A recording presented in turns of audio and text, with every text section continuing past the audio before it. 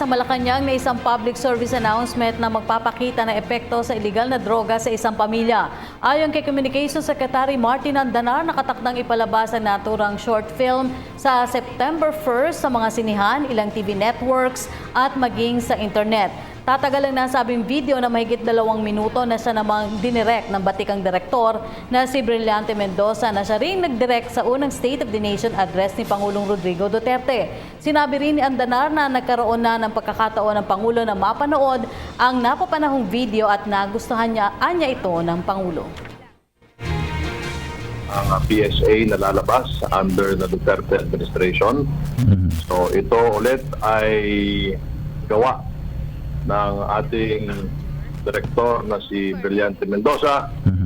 Napakaganda po ng kanyang ginawa. 2 minute and 30 seconder na istorya na nagpapakita pa ng kasamaan ng illegal na droga na idudulot ito sa ating mamayan.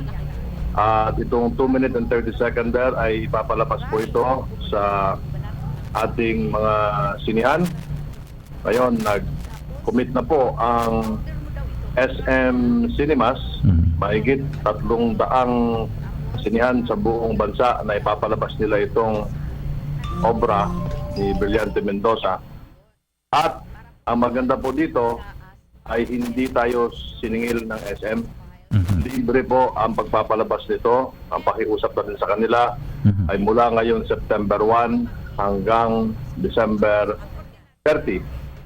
Ganon din po ang ABS-CBN sa pamagitan po ni Gaby Lopez at ni Secretary Gina Lopez ay nagpayag na ng kanilang interes na ito ay i-ere sa ABS-CBN Channel 2 ng libre, wala pong singil. Now, meron pong 4 na tag-30 seconds na advertisement ang ginawa ni Director Brillante Mendoza at 2 minute and 30 seconder na advertisement laban sa illegal na droga. Ako po si Cathy San Gabriel. Subscribe na sa PTV YouTube channel. I-click lang po ang subscribe button.